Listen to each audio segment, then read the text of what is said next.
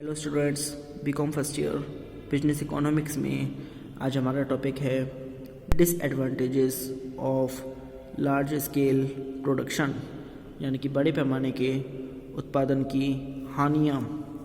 सुनिए या अवचतें। बड़े पैमाने की बचतों लाभों को देखने से यह नहीं समझ लेना चाहिए कि इनसे हमेशा लाभ ही होते हैं। बड़े पैमाने के उद्योगों की अनेक हानियाँ अर्थात अवचतें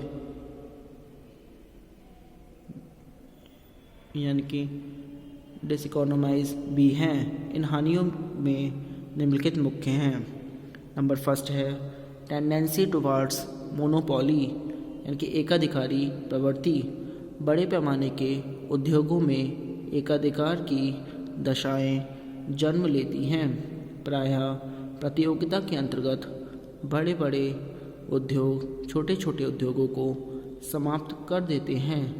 अंत में बड़े पैमाने के उद्योगों का एकाधिकार हो जाता है। अपने लाभ को ध्यान में रखते हुए ये उद्योग आपस में प्रतियोगिता नहीं कर सकते हैं।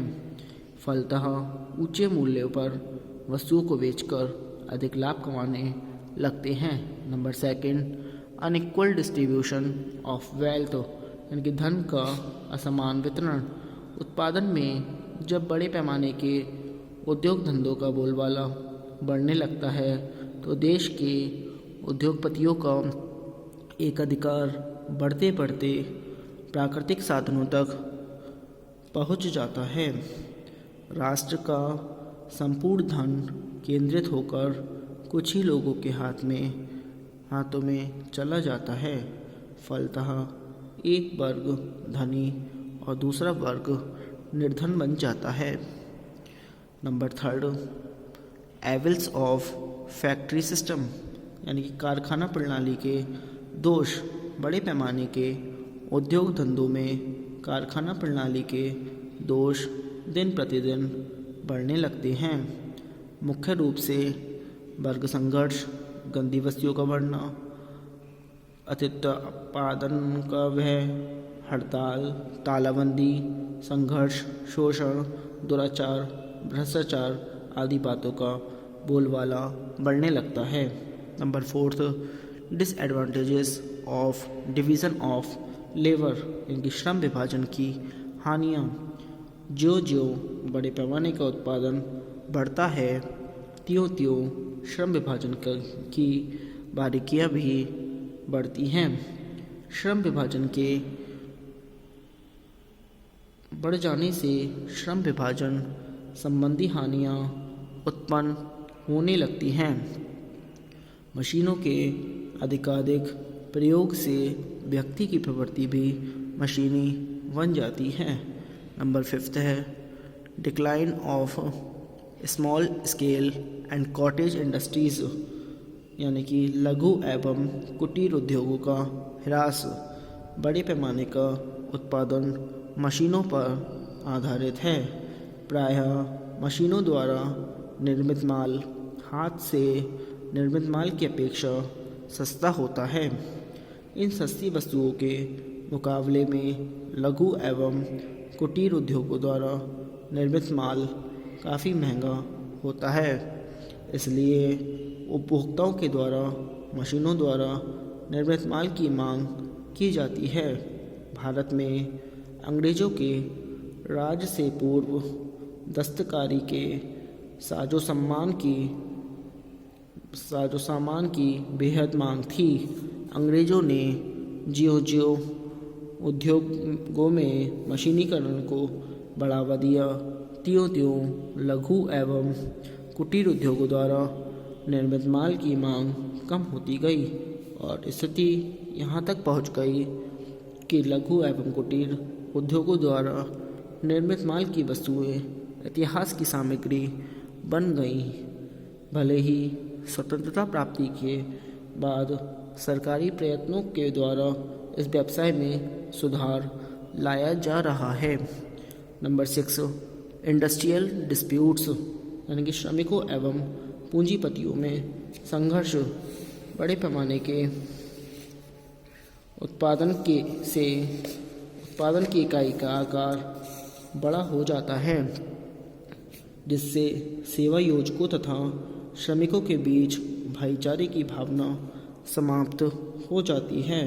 सेवा योजक श्रमिकों के सुख दुख का ध्यान नहीं रखते और श्रमिक भी सेवा योजकों की कठिनाइयों से परिचित नहीं रहते हैं।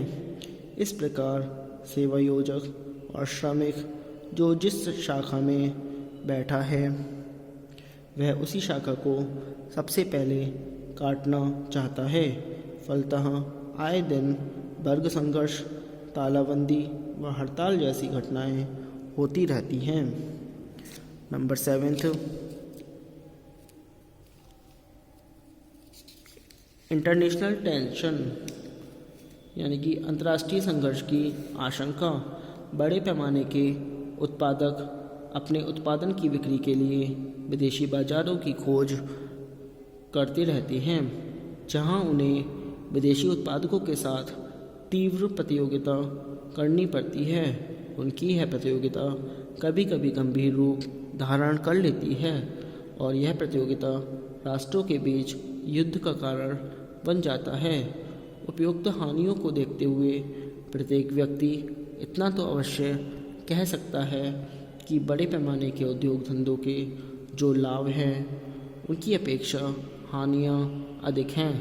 भले ही बड़े पैमाने के उत्पादन में आर्थिक विकास होता है, परंतु इससे गैर आर्थिक कल्याण में बहुत अधिक कमी आ जाती है।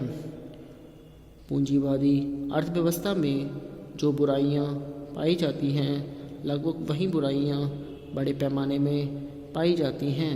अतः इसमें प्रत्यक्ष व परोक्ष रूप से नियंत्रण लगाकर बुराइयों को दूर किया जा सकता है। अब आती हैं limitations of large scale production यानी कि बड़े पैमाने के उत्पादन की सीमाएं। बड़े पैमाने के उत्पादन की प्रमुख सीमाएं निम्नलिखित हैं। फर्स्ट है एक्सपेंशन ऑफ मार्केट यानी कि बाजार का विस्तार। बड़े पैमाने के उत्पादन के लिए बाजार का विस्तृत होना आवश्यक है। यदि बाजार संकुचित है तब वस्तुओं को बड़े पैमाने पर नहीं बेचा जा सकेगा और बड़े पैमाने का उत्पादन नहीं होगा। नंबर 2, मैनेजरियल एबिलिटी संगठन की योग्यता। बड़े पैमाने का उत्पादन व्यवस्थापक की योग्यता पर निर्भर रहता है, परंतु उसकी भी एक सीमा होती है। यदि बड़े पैमाने का उत्पादन व्यवस्थापक की योग्यता के सीमा के बाहर है तो व्यवसाय फैलेगा और बड़े पैमाने का उत्पादन असफल हो जाएगा। अतः बड़े पैमाने के उत्पादन को व्यवस्थापक की कुशलता से आगे नहीं बढ़ाना चाहिए। नंबर 3 आता है टेक्निकल डिफ़िकल्टीज़ तकनीकी कठिनाइयाँ। बड़े पैमाने के उत्पादन में छोटी बड़ी सभी प्रकार की मशीनों का उपयोग होता है। एक सीमा तक मशीनें उत्पादन बढ़ाती हैं, परंतु एक सीमा के बाद मशीनों की क्षमता भी घट जाती है।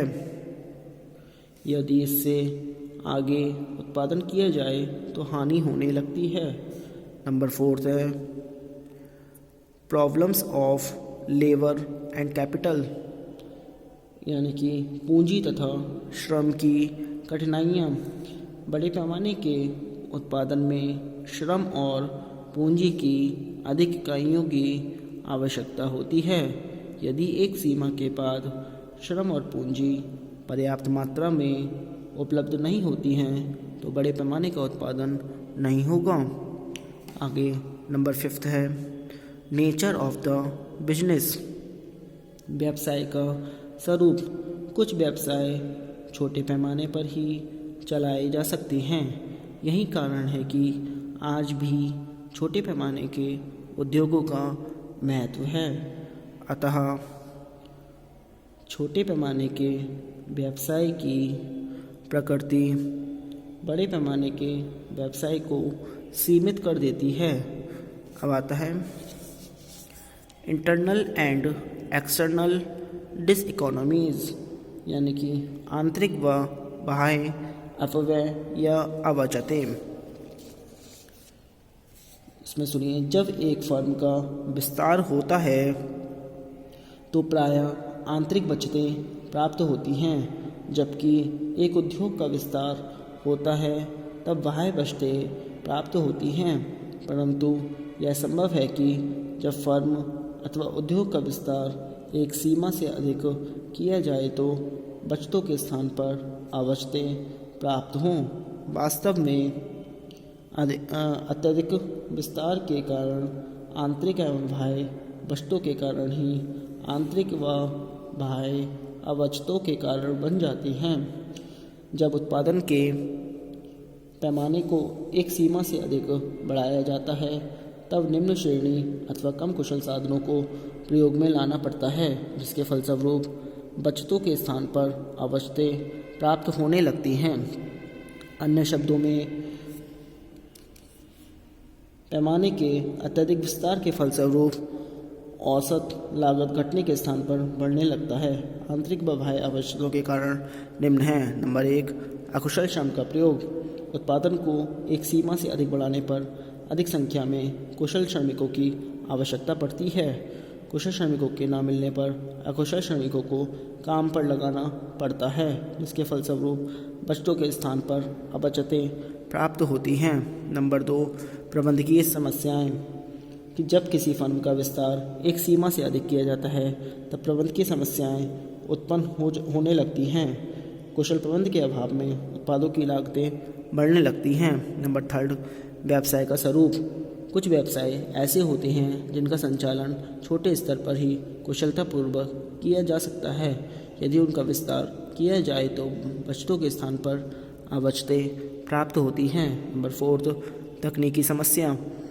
उत्पादन को एक सीमा से अधिक बढ़ाने पर तकनीकी समस्याएं उत्पन्न हो जाती हैं।